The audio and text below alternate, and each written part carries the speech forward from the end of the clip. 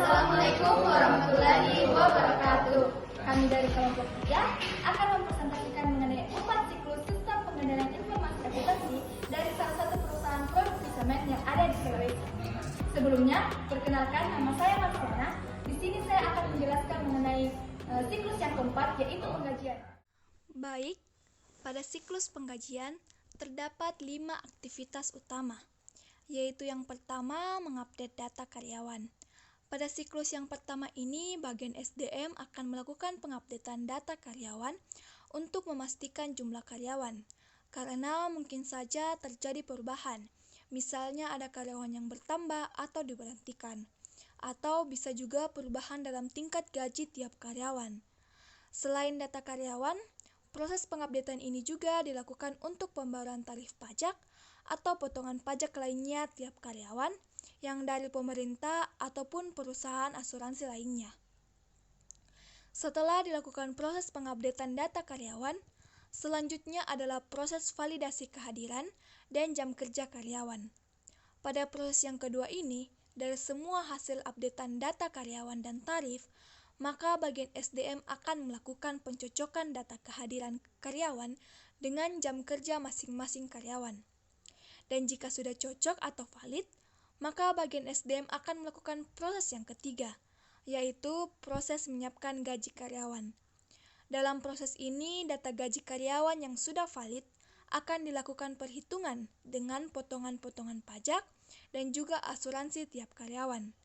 Setelah dilakukan perhitungan, maka bagian SDM akan mengirimkan kepada bagian keuangan berupa dokumen slip gaji. Dan bagian keuangan akan membuat laporan penggajian yang merupakan proses yang keempat. Dan laporan penggajian ini dikirimkan kepada manajer untuk diperiksa dan ditandatangani.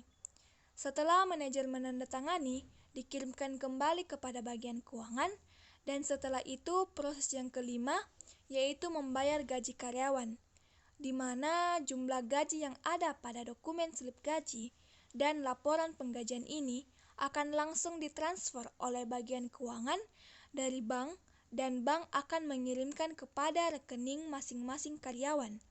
Dan juga bagian keuangan akan mengeluarkan uang untuk membayar pajak dan tunjangan tiap-tiap karyawan kepada pemerintah dan juga kepada perusahaan asuransi lainnya. Setelah melihat DFD tadi, kelompok kami melihat ada kelemahan pada proses menyiapkan gaji, di mana pada penyiapan gaji karyawan telah digabungkan tugas dan tanggung jawab bagian keuangan dan juga bagian accounting, yang menurut kami hal ini sangatlah berisiko, sehingga pada proses menyiapkan gaji karyawan ada baiknya dilakukan pemisahan tugas dan tanggung jawab bagian keuangan dan accounting. Pada bagian accounting hanya bertugas untuk memproses, mengelola laporan keuangan, mencatat transaksi, serta perhitungan pajak tanpa bersentuhan dengan uang secara langsung.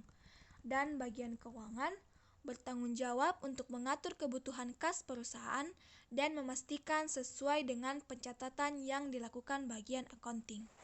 Berikut flowchart penggajian yang sudah kami jelaskan melalui DFD.